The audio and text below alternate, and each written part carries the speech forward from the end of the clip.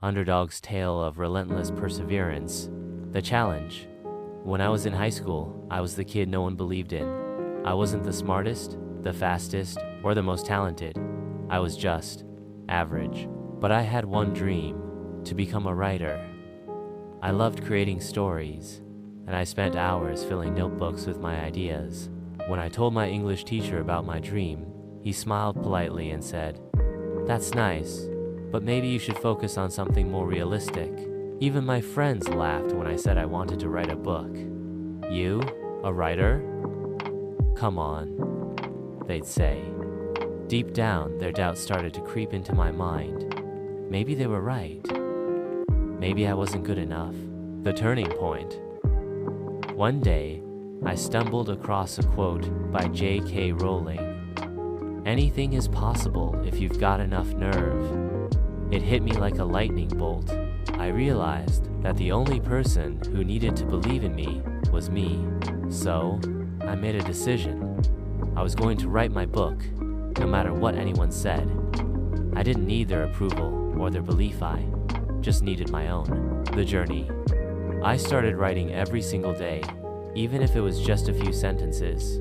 I wrote during lunch breaks, late at night, and on weekends. It wasn't easy.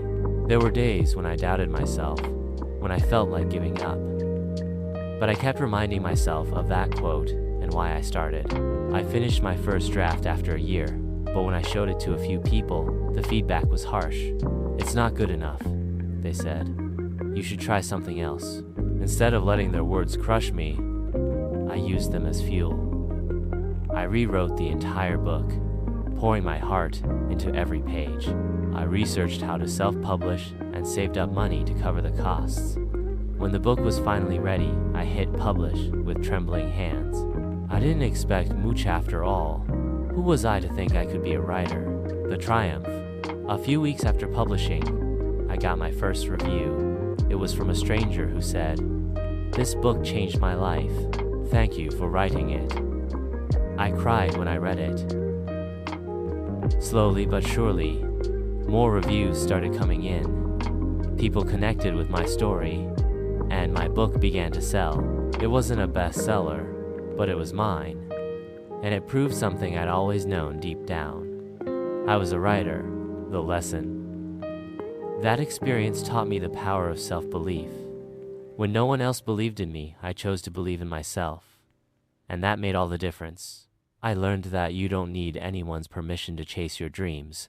All you need is the courage to take the first step and the determination to keep going, no matter what. Key takeaways. Your belief in yourself is enough. Even when the world doubts you, your belief can carry you through. Ignore the naysayers. People will always have opinions, but their words only have power if you let them. Keep going. Success isn't about being the best, it's about refusing to quit.